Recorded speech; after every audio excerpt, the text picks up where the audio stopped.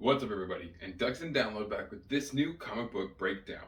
We're going to be going over Marvel's Yoda comic, issue number 5.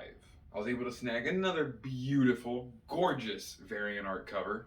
This comic opens up with Yoda on Alaris Prime, a planet that seems to have had some very recent fighting, almost like a skirmish between a tribe of Wookiees and a clan, clutch, or however they're really called, of Trandoshan's. Yoda senses that this tragic meetup kind of happened by circumstance, maybe almost like the Force willed it.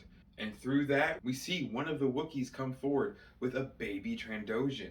We learn that this female baby Trandoshan is extremely sensitive to the Force and very powerful. Thankfully, so young that Yoda decides to take this young Trandoshan away from the horrors of war between her people and the Wookiees and teach her the Jedi way, taking her back to the temple on Coruscant. And from there, we go back to Coruscant with the younglings in training again.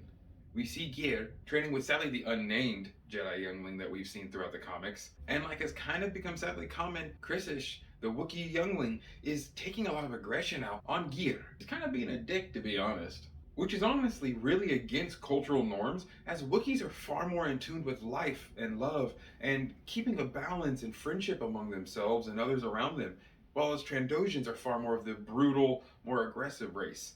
But in this situation, that role is definitely reversed, as Gear has done almost nothing to really provoke Chrisish except for these visions he keeps having. This outburst from Chrisish is going to actually cause Yoda to be concerned, and tells Chrisish to stay behind as he needs to speak with him.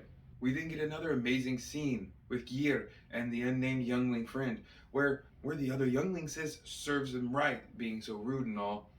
And Gear, being again amazing Jedi, says that she doesn't really want him to be in trouble and honestly hopes the best for him. Really, probably feeling bad for him and whatever's changed him, as they were great friends in the beginning of this. Yoda can of course sense that Chrisish is very upset, angry, and hiding something behind all of this frustration. He is then finally revealed to Yoda about Chrisish's visions and all the things he's been seeing and feeling as of late. Yoda, being a very wise Jedi Master, informs Chrisish that he cannot give in to this fear and anger. No matter what, even if it's a vision, they are not always the future, and the Force is always causing things to sway in and out of the timeline of fate. He then also reminds Chrisish that as much as Trandoshans might be an aggressive race, and these visions that he has might seem real, what he's doing is very untrusting of his very good friend. Yoda reminds Chrisish that Greer and her people out in the galaxy might have an issue with Wookiees, and there might be a lot of fighting, but here in the Jedi Temple, none of that belongs. He reminds Chrisish that Greer is an amazing young Jedi, and that she belongs in this temple just as much as everyone else does. Chrisish is of course super upset by this as he begins to realize the errors of his way. He goes and finds his old friend and gives her a big hug and asks for forgiveness. And of course, Gear is happy to forgive her friend and really hopes that everything gets back to normal. Sadly, this doesn't last very long, as that very night, Chrisish will have another nightmare vision, being attacked by Gear, like he's always been in these visions. This is going to cause him to wake up, and immediately after that, the next morning, he's going to ask Master Yoda if he's seen Dooku.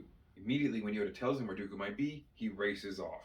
Sadly, this is where things get worse for Chrisish and the Jedi younglings, because he's going to hear exactly what he wants to, which is not going to help him think of an actual answer, or find the truth in the visions he's being given. Instead, he goes to Dooku, telling him again of what he sees and everything he's learned from Yoda and thought of. And Dooku pretty much just tells him, hey man, you're the one having the visions, it's up to you. You can't let this get by. You need to be vigilant and at least make sure the vision doesn't become true. Sadly, like Dooku seems to forget, obsessing over these things are what normally lead them to become true. And in that very vein, and that might just be what causes the last parts of this comic. Now, before that happens though, don't forget to go down in the comments section and tell me which one of these trio of younglings is your absolute favorite. I love Trandoshan Jedi, and seeing them is amazing. Same with Wookiee Jedi. But Gear is definitely winning my heart as a new favorite High Republic youngling. I hope to hear more of her in the future, and that nothing goes too bad in this comic. And hey, while we're talking about it, guys, don't forget to like, share, and subscribe for many more comic book breakdowns, figure unboxings, and all kinds of speculative, awesome videos I'll be putting out soon. Now, it seems Yoda has brought their younglings to Corvair 2, a planet that seems to be a bit more rough and tough.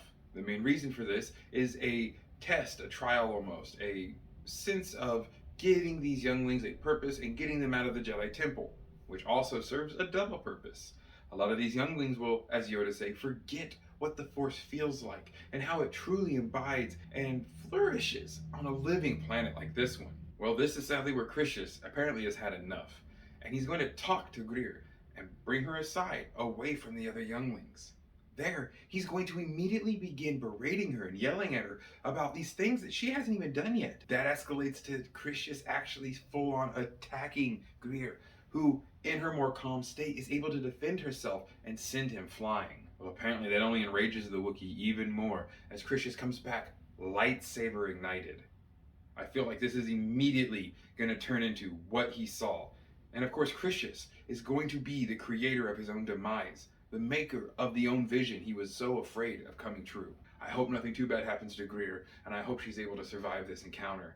And I honestly also hope the same for Criscius, and that he's able to learn how to be a better Jedi at the end of this 3-part arc. This next comic drop is going to be the last one in this arc of Yoda's story. So I'm extremely excited, and I am on the edge of my seat to see what's going to happen next.